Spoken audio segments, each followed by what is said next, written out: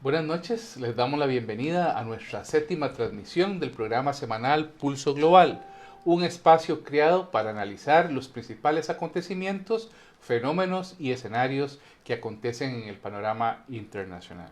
Les acompañamos Gabriela Navarro y quien les habla, Percy Rodríguez. Hoy no está con nosotros nuestro compañero analista Gerald Solano, quien está fuera del país. Nos acompaña Gabriela Navarro. Gabriela ha sido nuestra productora ejecutiva en este programa de Pulso Global, siempre ha estado con nosotros detrás de las cámaras desde el principio de estos programas, y Gabriela es analista internacional, es especialista en temas de comercio, es profesora de la Universidad de Costa Rica y también de la Universidad Nacional, y es consultora en gestión aduanera y logística. Buenas noches, Percy, buenas noches a nuestros acompañantes. El día de hoy, aquí cumpliendo la labor de nuestro analista Gerald Solano y esperando poder desarrollar el programa de la mejor manera.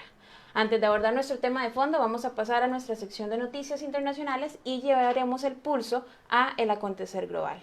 Damos inicio con la noticia del BBC Mundo, que hace referencia a nuestro tema de la semana anterior, que lee: Bukele y la violencia en El Salvador, ¿cuánto ha influido en la reducción de homicidios el plan de seguridad por el que el mandatario militarizó el Congreso?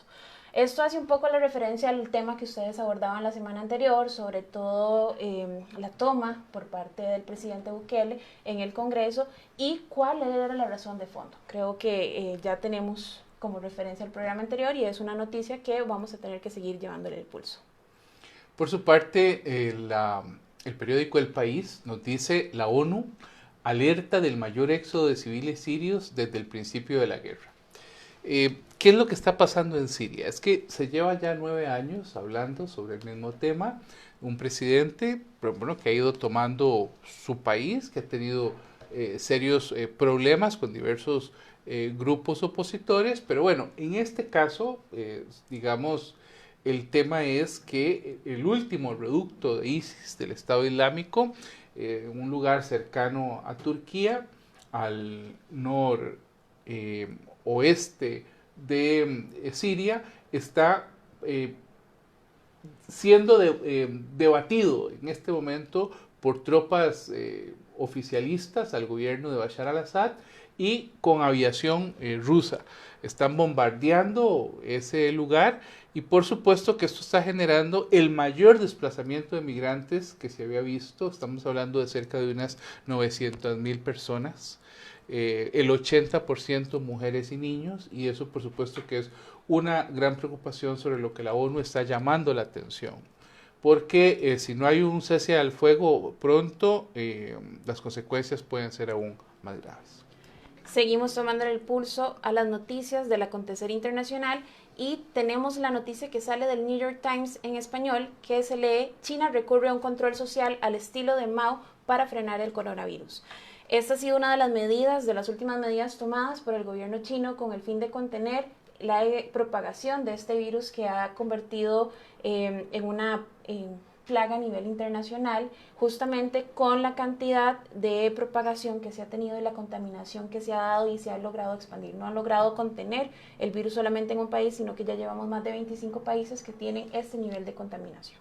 Sí, de hecho, Gaby, Reuters también lo menciona: China ve un descenso de muertes por el coronavirus, pero la OMS pide cautela.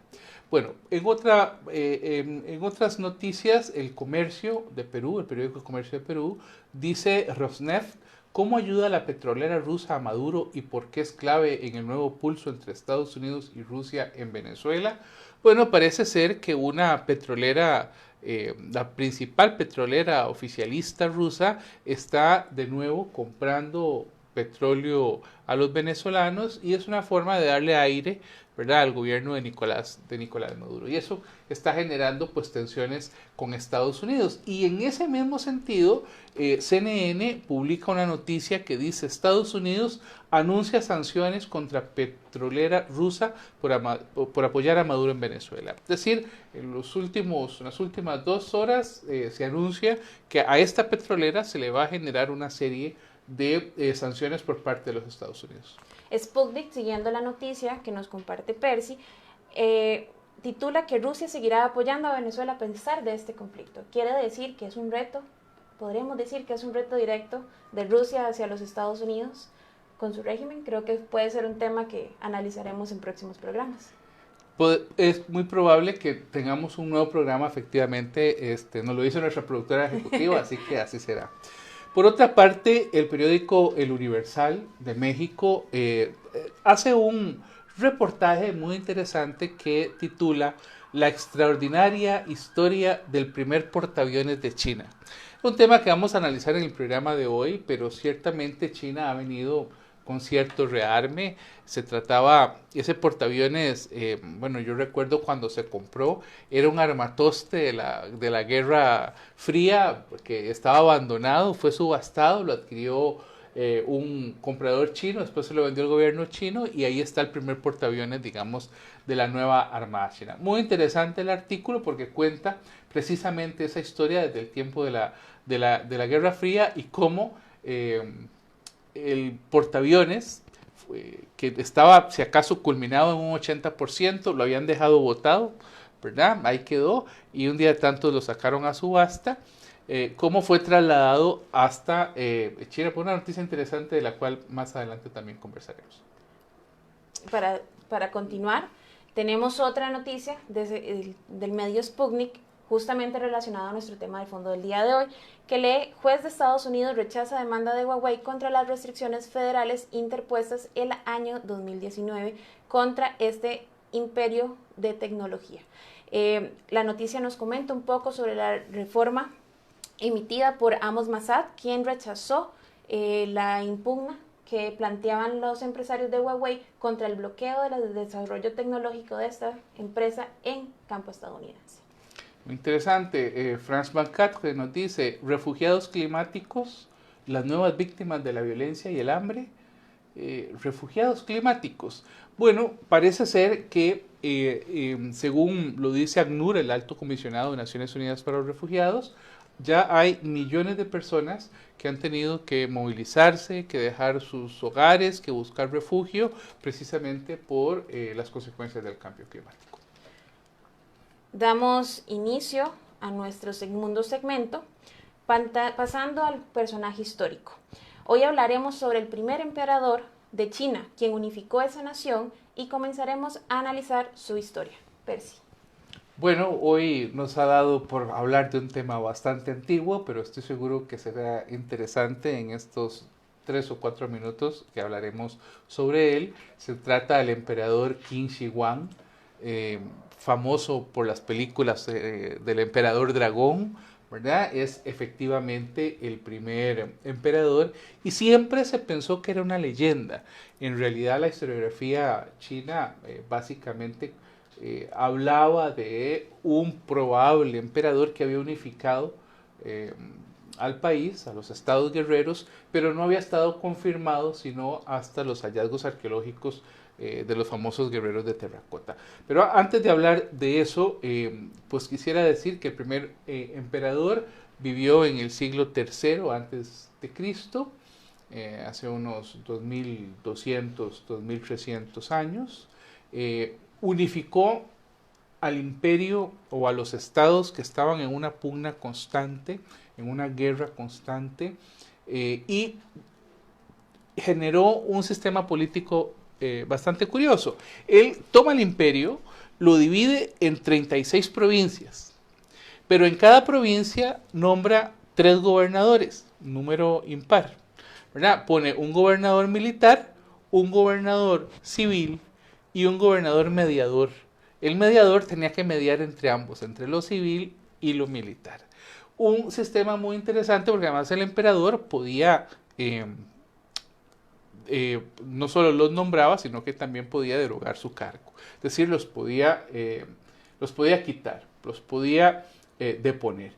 Y un historiador, 100 años después, el historiador Sun Zi, 100 años después de la muerte de este primer emperador, dirá y creará pues una historia de él que se refiere a que fue un emperador además muy cruel, tanto en las obras que hizo, en la unificación que generó, en el encarcelamiento de las principales digamos, dinastías que existían en cada uno de los estados guerreros, porque podríamos, las comparaciones con Europa tal vez no sean las mejores, pero podríamos imaginarnos a los estados guerreros como feudos, ¿verdad? Como estados guerreros con un señor feudal, ¿verdad? Hay una serie de vasallos. Entonces a todos estos señores feudales,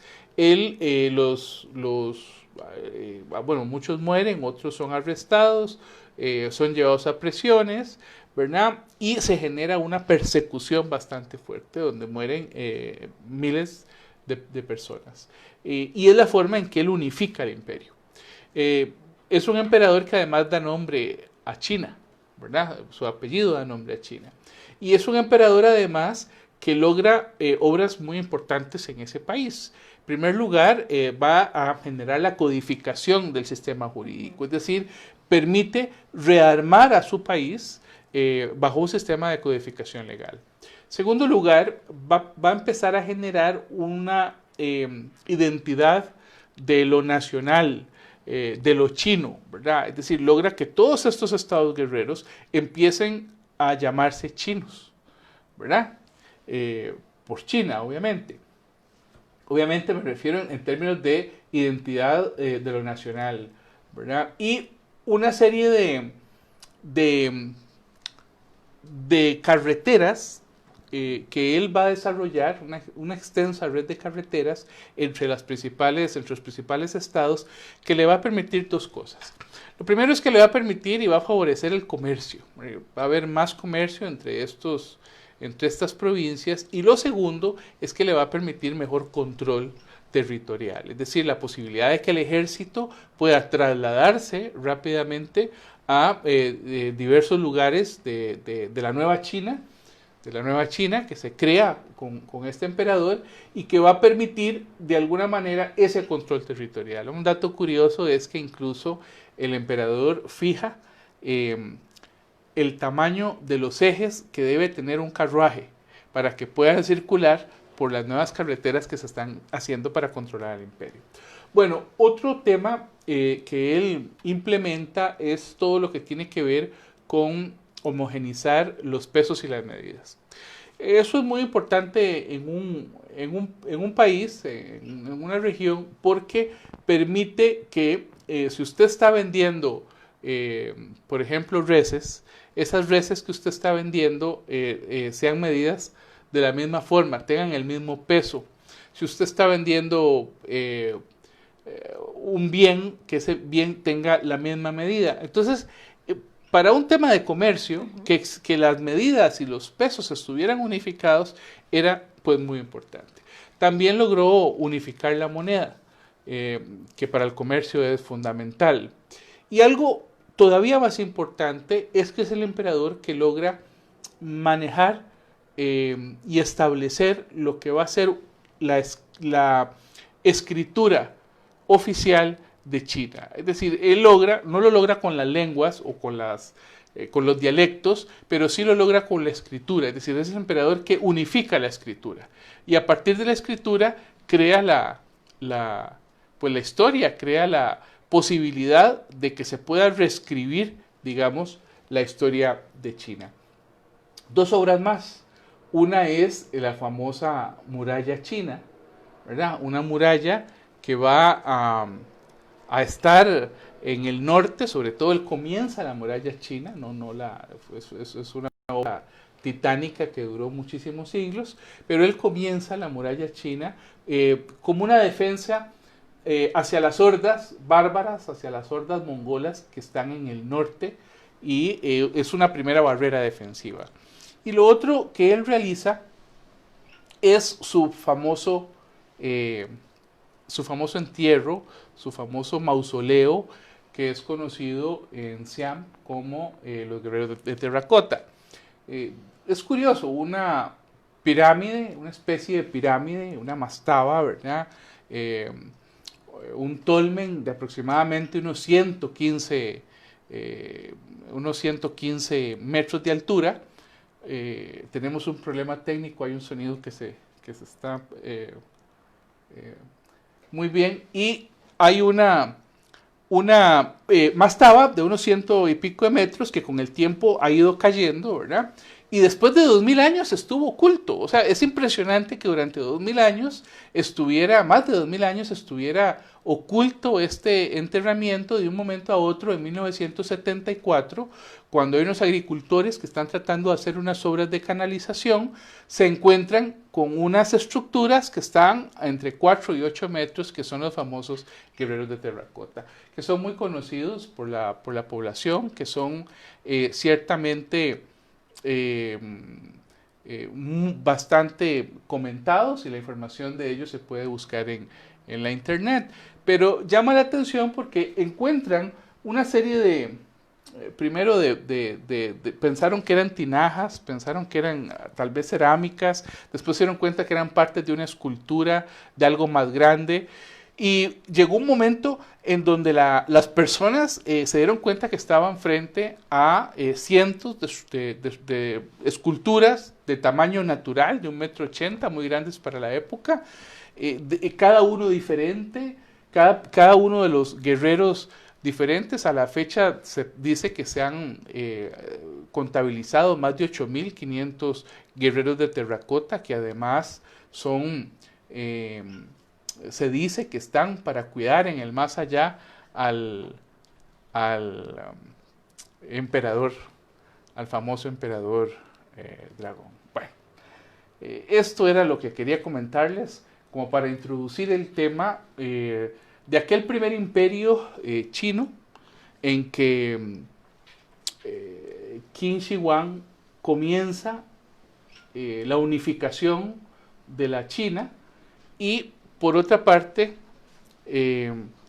este otro personaje que tendríamos que llamarlo pues en los años 70, que es Deng Xiaoping, comienza de nuevo, y después de muchos años de que China estuvo sumergido, ensimismada en sí misma, resulta que ahora es pues una gran potencia mundial. Me parece que en ese sentido quisimos hacer la relación cuando China nace como imperio y ahora que China se vuelve pues una potencia mundial. Agradecemos por continuar con su sintonía, llevándole el pulso a los acontecimientos globales. Al ser las 8:17 de la noche, vamos a dar inicio a nuestra tercera sección, en la cual analizaremos las relaciones entre China y Estados Unidos y su impacto en el orden global. Uniendo un poco lo que nos comentaba Percy con nuestro personaje histórico, el crecimiento de China en los últimos 25 años ha sido tal que ha hecho temblar a una de las grandes potencias económicas como lo es Estados Unidos. Podemos notar como un hito a nivel comercial en el ámbito de China su adhesión al mecanismo de la Organización Mundial del Comercio. Este mecanismo multilateral permite a los países establecer unas reglas del juego a las que se van a acatar. Actualmente Estados Unidos refuta que China no las cumple, pero más adelante vamos a estar hablando. Este poderío ha ido creciendo en los últimos 25 años, el posicionamiento estratégico de China, lo que ha hecho resaltar ciertas asperezas tanto en temas políticos como comerciales y el juego geopolítico que tenemos actualmente. Sí, así es. China es una potencia sin duda que le está disputando el poder a los Estados Unidos. Como nuestro tema de hoy es tanto las relaciones entre Estados Unidos y China en el tablero mundial, empecemos tal vez con Estados Unidos. Estados Unidos ha sido históricamente una potencia orientada a cuidar sus intereses fundamentalmente comerciales. Y en ese sentido se ha venido posicionando en el mundo. En términos, por ejemplo, de hidrocarburos, todavía hoy es la potencia energética más fuerte del mundo y con sus vecinos, tanto con sus vecinos ha venido desarrollando una política de comercio importante. Pero en el tema de hidrocarburos, tanto en Arabia Saudita como con Japón, parte del compromiso, uno como el principal exportador y el otro como el principal consumidor de hidrocarburos, Estados Unidos ha tenido la posición de ser garante de que las rutas comerciales estén abiertas. Uno podría entender entonces que en los próximos años vamos a ver a esta potencia interesada en mantener las rutas abiertas. Ve lo que está pasando, lo que pasó por ejemplo con Soleimani. Con Soleimani se vivió en los ataques famosos en que muere Qasem Soleimani, uno de los principales arquitectos de la política iraní. Ahí hay varias situaciones que suceden. Es decir, Soleimani se decía, o se dice que estuvo detrás de los hutíes en Yemen cuando atacaron a los petroleros, a las refinadoras saudíes y también a los 2 barcos petroleros en el estrecho de Hormuz. Es decir, parece que una de las principales o la principal ruta de hidrocarburos del mundo, en donde Estados Unidos y sus empresas tienen grandes intereses, está bajo ataque. Y en ese sentido, parte de lo que Estados Unidos realiza con un dron atacando y matando a Soleimani es precisamente en el contexto de la necesidad de mantener abierta una ruta comercial y de darle un estate quieto a los grupos terroristas que de alguna manera estaban poniendo en peligro el desarrollo de sus negocios, es decir, el tránsito de petróleo, del crudo por el estrecho de Hormuz. Entonces uno podría pensar que básicamente el juego de Estados Unidos también hacia China ha sido ir franqueando el espacio geopolítico chino. Y uno lo que va a poder ver acá es que Estados Unidos va a mantener sus bases abiertas en Filipinas, en Okinawa y en otros lugares para poder mantener de alguna manera su hegemonía en las aguas del mar de China, en el Índico inclusive. Lo que pasa es que vemos por otra parte un rejuvenecimiento de la Armada China, que era algo que ellos no tenían, ¿verdad?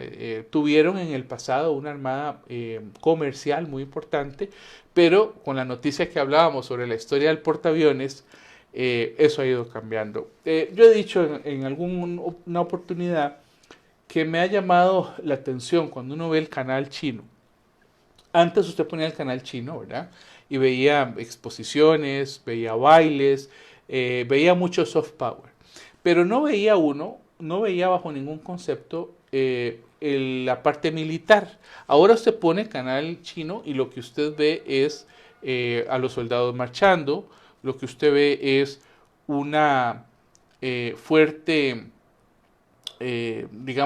una fuerte presencia de la infantería, de las fuerzas aéreas chinas y también de la armada. A mí me ha llamado poderosamente la atención el hecho de que China esté construyendo algunas islas.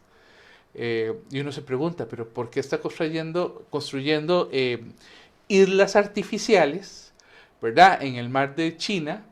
Y tiene que ver con que, bueno, todavía China mantiene disputas territoriales importantes con Corea, con Japón, ¿verdad?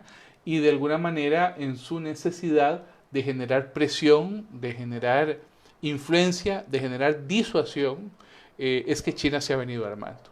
Lo que contrasta mucho con otro tipo, digamos, de políticas más amables que él ha tenido. Entonces, yo siento que Estados Unidos tendrá que mantener su presencia militar en el Extremo Oriente, tendrá que mantener su presencia militar en el Mar del Norte, en el Océano Índico, en la península arábica y en todos los lugares en donde sus intereses económicos y hidrocarburos estén presentes. Es decir, como potencia mundial va a tener que mantener una presencia constante militar en muchísimos países del mundo.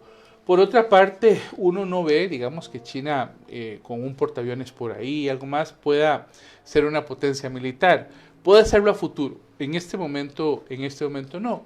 Pero sí está funcionando su estrategia militar como un eje de disuasión a otros países e inclusive de disuasión a la misma Marina norteamericana que en algún momento por ejemplo en el estrecho de Malaca han venido teniendo algunos roces que no han pasado más. Pero si nos preguntan en nuestro Facebook si coinciden que con algunos de los analistas que han señalado que en el siglo XXI será el siglo de la hegemonía china.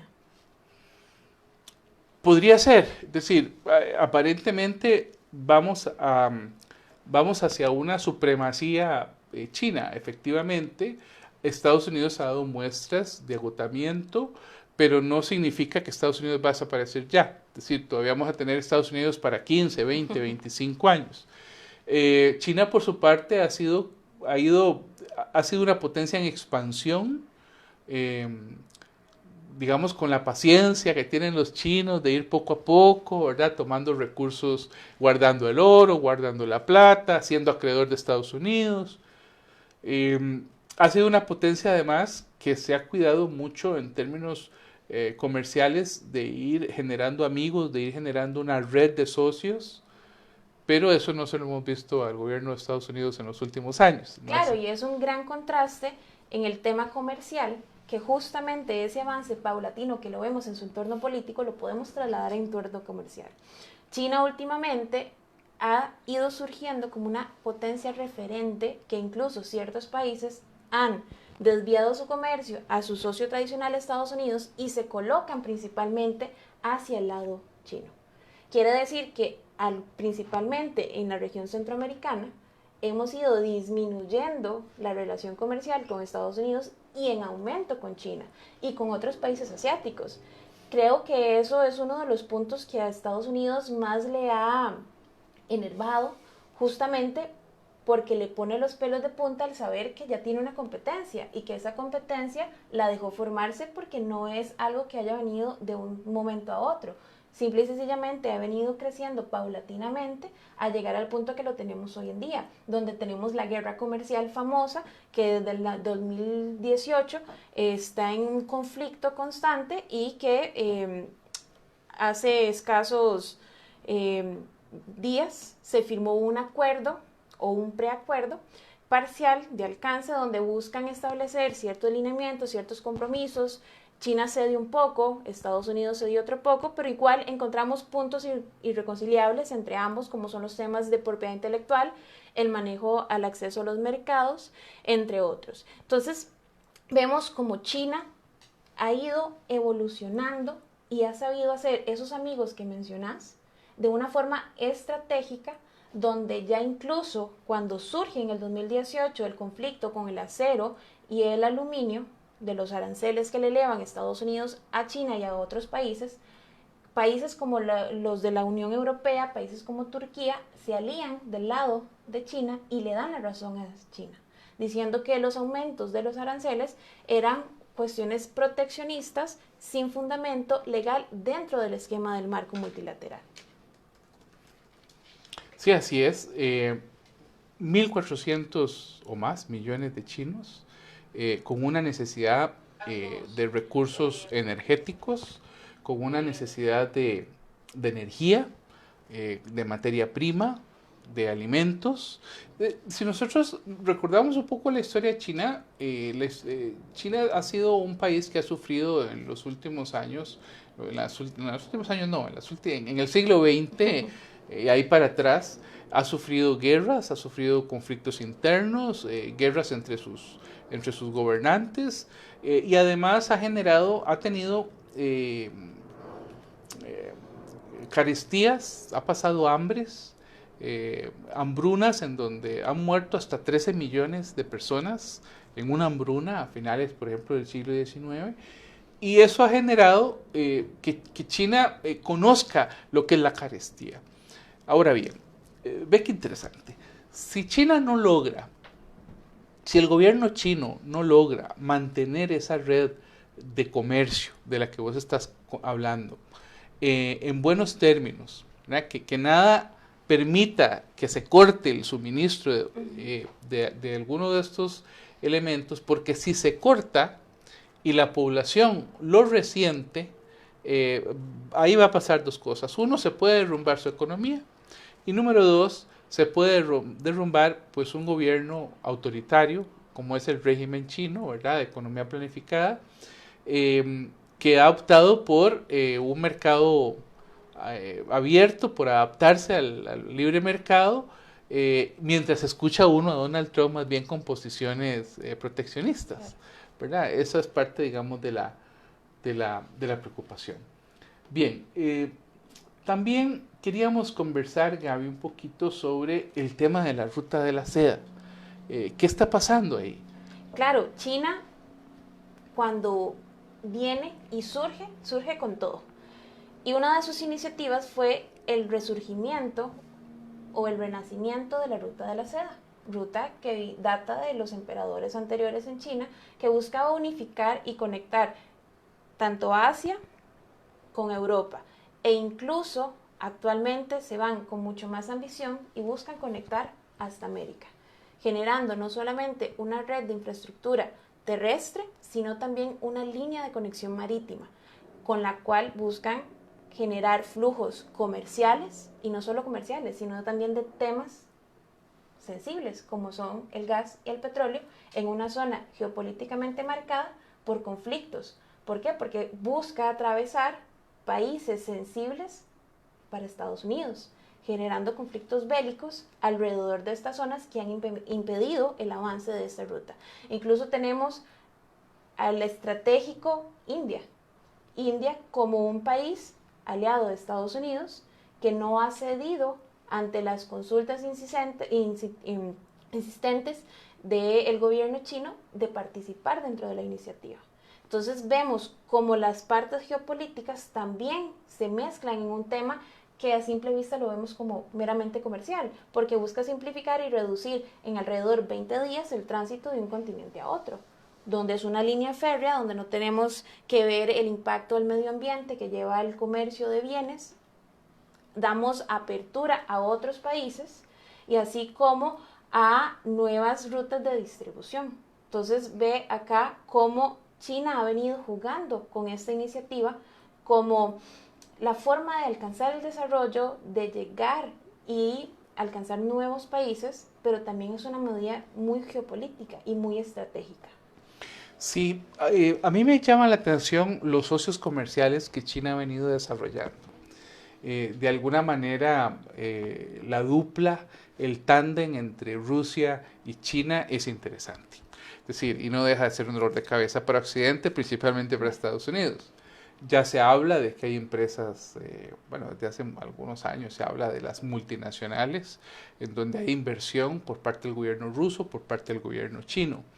El transiberiano, que pasa por Siberia y conecta, digamos, a China con Rusia, ha sido un eje de comercio, digamos, de transporte de bienes y de personas que ha mantenido una buena relación entre los rusos y los chinos. En algún momento los rusos han pensado en unirse a esa ruta de la seda y sacar sus mercancías, no por Europa, donde están teniendo problemas, evidentemente por restricciones de la Unión Europea, no necesariamente por el Cáucaso, sino a través del transiberiano, poder unir, llegar una vuelta muy larga al mar, a los puertos chinos y de ahí trasladarse por el Estrecho de Malaca, digamos, hasta el Mar Rojo y en algún momento incluso tratar de llegar al Mediterráneo. Una gran vuelta, pero una vuelta que podría serle bastante rentable. También han tenido relaciones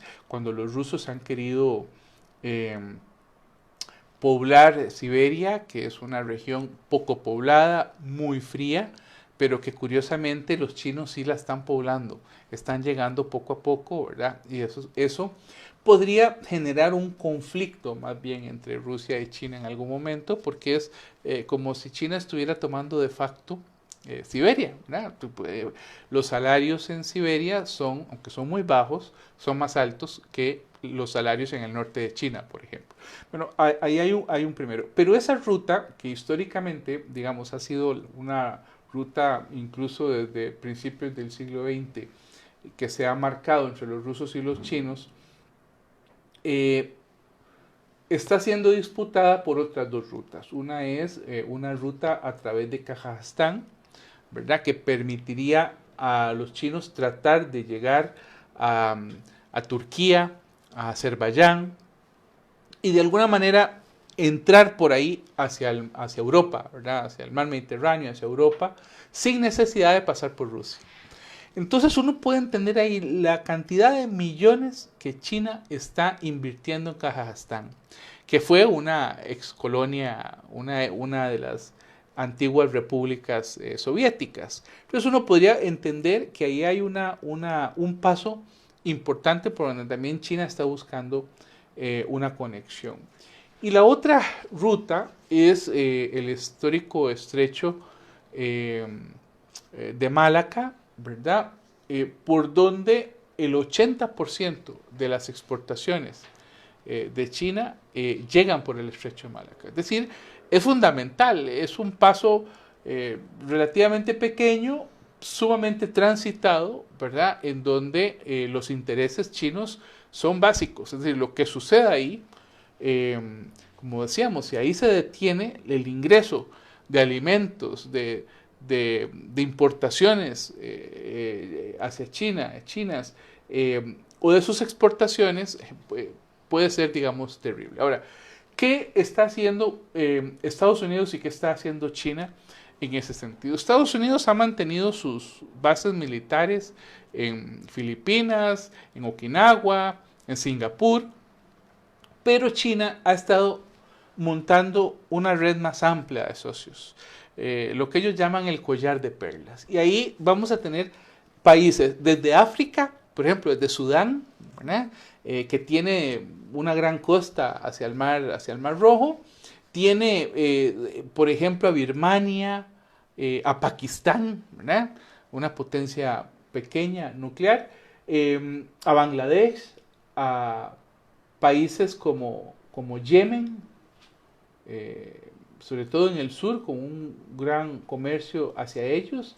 Y bueno, este collar de perlas va forjando una red de alianzas.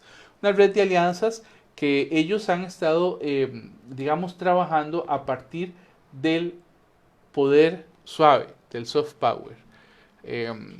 Recordemos que Joseph Nye, un profesor de Harvard, que además había trabajado estrechamente con la inteligencia de los Estados Unidos, había sido asesor de varios presidentes, incluso había estado en el Departamento de Estado.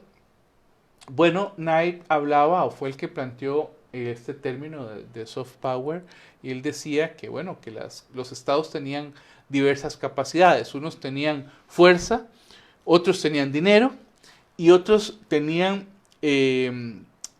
la posibilidad de persuadir a través de sus bondades. Bueno, el soft power ha venido por parte de los chinos siguiendo aquella estrategia de Su, del general Su, ¿verdad? Que decía, trata de ganar sin combatir. En el mundo ellos han venido generando relaciones amistosas, incluso con una retórica antiimperialista, ¿verdad? Diciendo, respetando la autonomía de los pueblos, un poco que Estados Unidos no debe traspasar las fronteras hacia otros países, ¿verdad? Una retórica antiimperialista, pero que ha venido generando alianzas importantes con los BRICS en América Latina, en África, en el collar de perlas que acabo de mencionar, o en otros lugares del mundo. Entonces, en este momento, China comienza a tener fuerza, una fuerza militar incipiente que durará años, digamos, en mostrar su verdadero poder, su verdadero poderío. Es ya una potencia económica, ¿verdad? Y además cumple el otro componente, que es el componente de poder amable, ¿verdad? De soft power. A través, digamos, de la conquista de los pandas, de todo lo dulce y lo bueno que tiene el pueblo chino, que es una maravilla, que tiene bellezas gastronómicas, en paisajes, en turismo, en personas, y que ha venido conquistando el mundo de esa forma, ¿verdad? Poco a poco ha ido conquistando el mundo. Percy, nos preguntan, te interrumpo un segundo, en nuestro Facebook, ¿cuál es el papel o rol de los otros países asiáticos con respecto al auge de China, quizás más concretamente Japón? Y aquí te robo la palabra un segundo, iniciando justamente el comentario de que en los últimos 30 años el poder económico en la región asiática se le han venido peleando justamente dos países, que fue Japón, hegemónico durante muchos años antes del auge chino, y China. Actualmente estas dos economías se siguen manteniendo en un roce constante, no son enemigos. Sin embargo, si empezamos a hacer análisis dentro de los contextos comerciales donde se encuentra Japón, China usualmente no está presente. Uno de los grandes ejemplos es el acuerdo comprensivo en la región transpacífica, o lo que conocemos como lo que surgió después de la salida de Estados Unidos del Acuerdo Transpacífico, o el TPP por sus siglas en inglés. ¿Qué pasa? Es Japón el llamado a liderar este proceso, donde China no forma parte de este acuerdo. Sin embargo, en la región sigue existiendo esa lucha de poder. A nivel político, ¿cómo nos encontramos? Bueno, aquí lo que podría pasar es que China termine, digamos, si mantiene su carrera armamentista y además entendiendo que todavía tiene problemas limítrofes, en el sentido de que hay islas que todavía están siendo peleadas con Japón, con Corea, podría suceder que finalmente levante o despierte a Japón de su letargo histórico. Es decir, Japón, después de la segunda, Japón siempre fue una potencia expansionista, por lo menos en el siglo XX, a finales del siglo XIX incluso, ¿verdad? Antes había tenido una política más bien aislacionista, pero a finales del siglo, digamos, XIX, y después de 3 siglos de que China estuvo dormida, ¿verdad?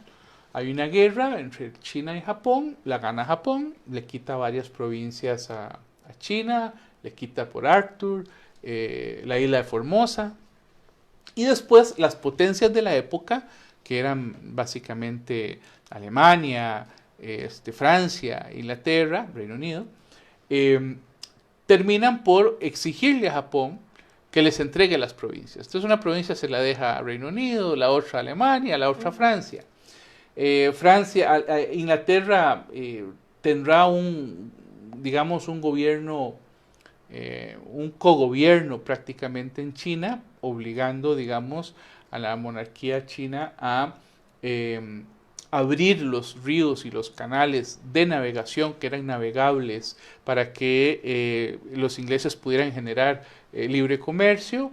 Los franceses, por ejemplo, van a obtener prebendas no solo en las provincias, sino también en la posibilidad de implementar rutas férreas, igual que los alemanes. Además, digamos, de recursos importantes, incluso ese es el momento en donde los rusos piden conectar el tren, la ruta férrea transiberiana. Entonces, mermado, incluso Japón tiene que entregar por Arthur al final, y bueno, sabemos lo de la historia de la isla de Formosa. Esa historia, digamos, de sometimiento de China, ahí está. Es decir, ellos han respondido de alguna manera muy educada a través del soft power, pero hay disputas territoriales importantes que todavía se mantienen. Y la creación de estas islas artificiales, pues lo que permiten es tener una mayor maniobrabilidad por parte de sus fuerzas armadas de la zona.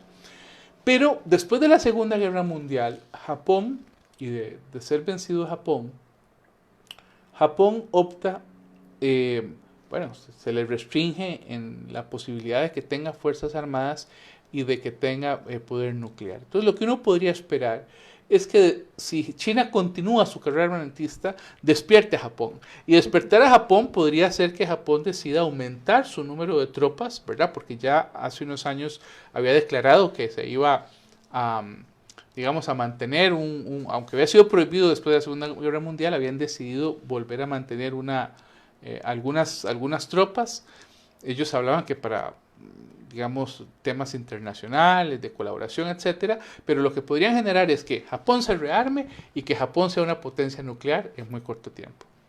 Claro. Y ahí sí estarían disputándose toda esa región asiática, pero a ese nivel. Exacto, y ahí es donde empezamos a ver cómo el entrelace comercial que ha hecho China donde ha buscado socios donde ya Japón los tenía, porque estamos hablando que Japón siempre ha sido muy amigo de la comunidad de ASEAN, que es la comunidad del sureste asiático, donde es parte importante del comercio dentro de esta región. Los tigres y los tigrillos. Exactamente, los tigres y los tigrillos, y cómo ha ido apoyando el resurgimiento de estas regiones, donde vemos una unión y un esquema de integración donde lo principal es el desarrollo de cada uno. El comercio viene de la mano a este desarrollo, donde vemos una región que no compite por perder identidad, sino que vemos una región donde abraza esas diferencias culturales y las acepta y las integra dentro de su esquema de desarrollo.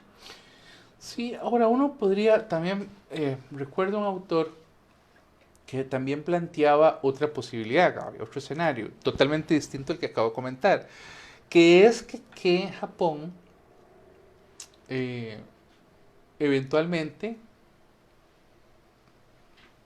caiga en una relación con China, mejore su relación con China y se aleje de Estados Unidos. Que ese es el riesgo que corre la hegemonía norteamericana en Asia. Que al final, por ejemplo, Filipinas o Singapur terminen en la órbita china, se alejen de Estados Unidos y Estados Unidos pierda, digamos, el control de la zona. Pensando además en que China, por ejemplo, de alguna manera, uno no, ¿verdad? Este autor es lo que dice, las bases chinas, las bases norteamericanas pasen ahora a ser bases chinas. Y ese autor plantea que de repente genere también tal influencia sobre Japón, que Japón se aleje de Estados Unidos. Bueno, esos son escenarios, ¿verdad? Que puede ser que no acontezcan ahora, pero sí son escenarios que eventualmente podrían acontecer. Y Percy, ¿cuáles percibes vos que son los retos que sobrevienen para China en este contexto, en esta coyuntura que se ha ido desarrollando en los últimos años? Bueno, yo creo que de nuevo la sobrevivencia del régimen chino, del régimen autoritario chino, tiene que ver con la posibilidad de mantener las rutas comerciales abiertas, de lograr extraer la mayor cantidad de recursos y materias primas en el mundo para que su gente tenga comida, esté bien, pero además con una clase media que es hoy en China más grande que nunca y que está demandando cambios y que está demandando servicios y que está demandando mejores condiciones, representatividad, más democracia. Entonces uno podría también entender que el régimen tiene que transformarse desde el punto de vista, digamos, de representatividad, tiene que transformarse porque ha sido un régimen que en algunos casos ha tenido problemas de corrupción serios, entonces va a tener que transformarse en ese sentido para poderse mantener en el tiempo, ¿verdad? Por otra parte, uno podría también pensar que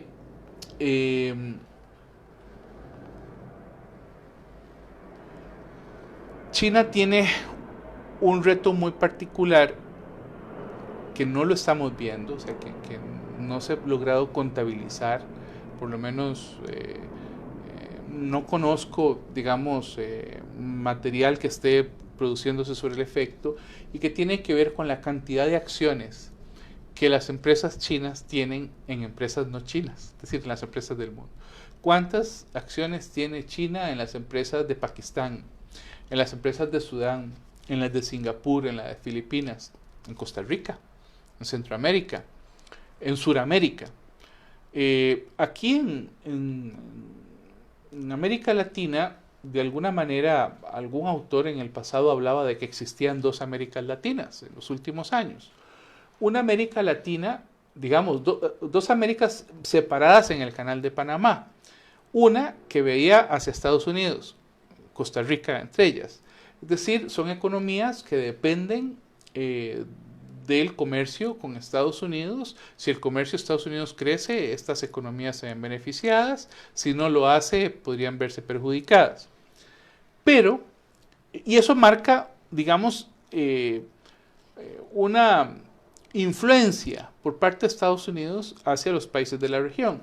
Pero la otra América Latina es una América, digamos, de Panamá hasta el Cono Sur, que ya no ve a Estados Unidos como su principal socio comercial, que ya no depende de la influencia de Estados Unidos en sus relaciones económicas y financieras, sino que están persuadidos, ¿verdad?, o limitados o correspondidos por Brasil como potencia. Y si Brasil crece, esas potencias crecen.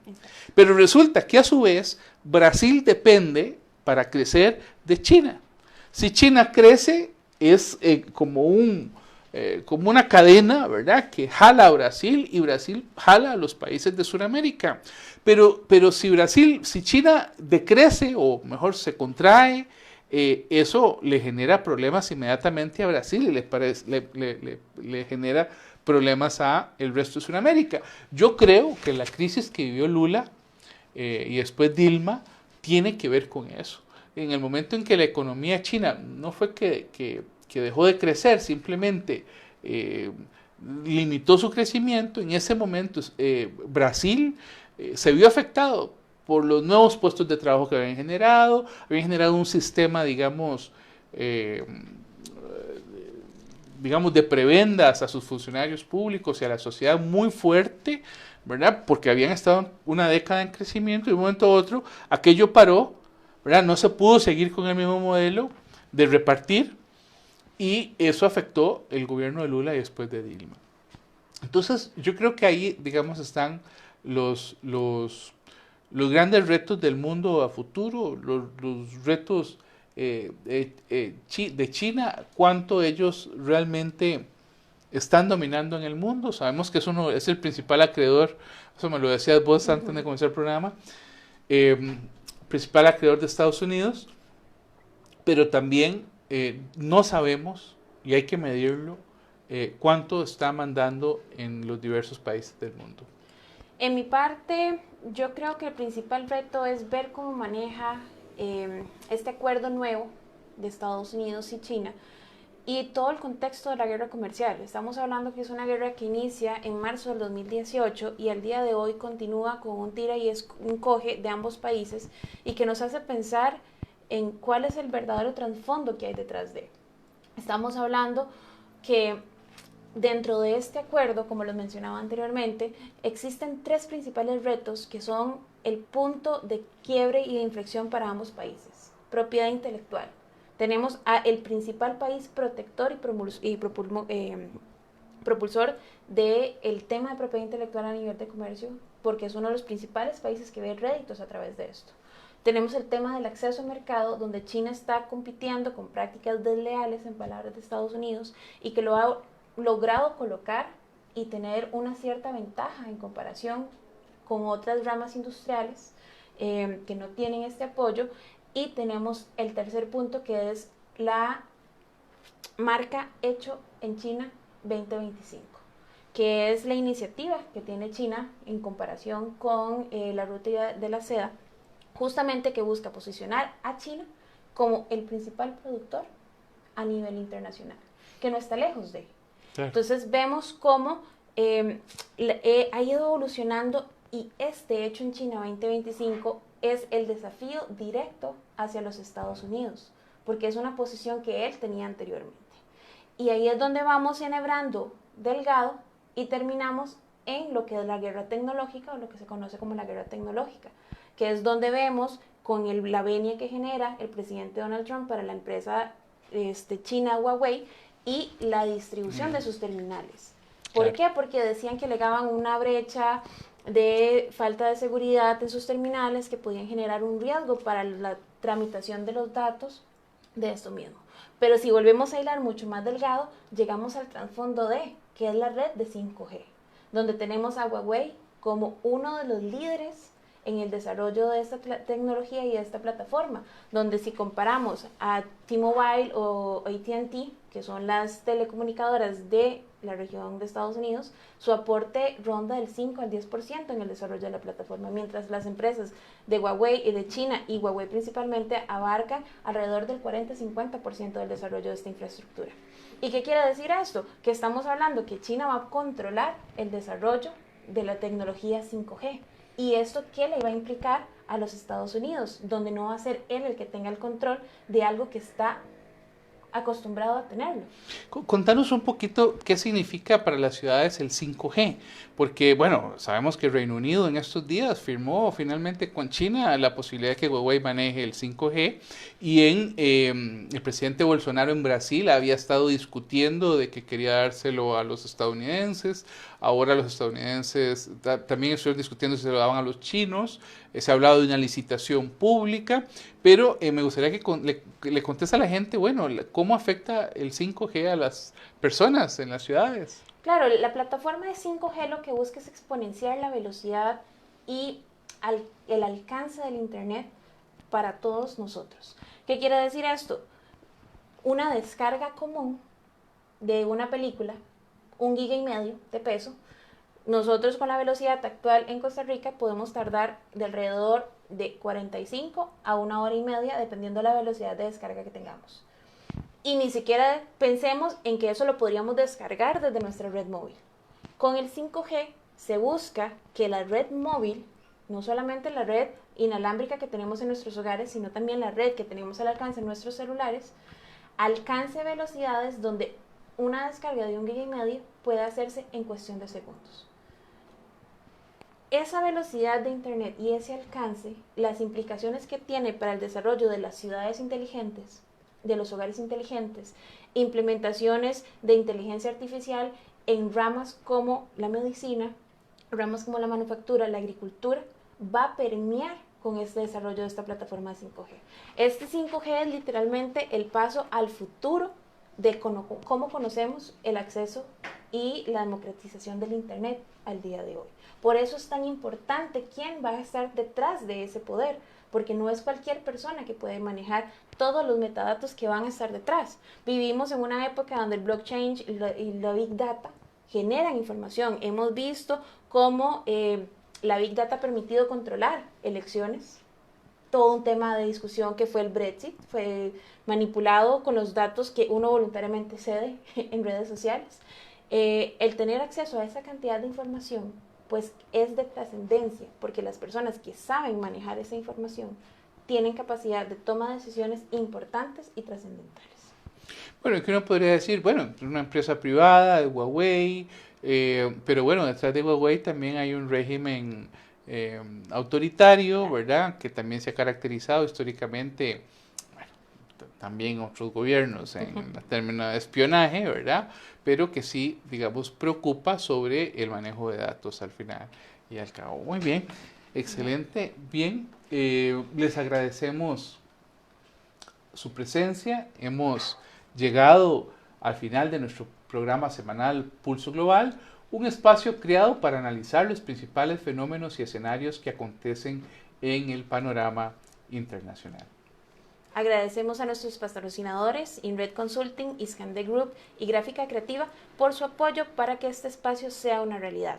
Aprovechamos para agradecer a la producción ejecutiva y a doña Marcela Lang, que en este día nos ha acompañado en la parte técnica del programa. Muchas gracias, que pasen bien y que tengan una buena semana. Nos vemos de hoy en 8 en Facebook Live, martes a las 8 de la noche. Muchas gracias. Buenas noches.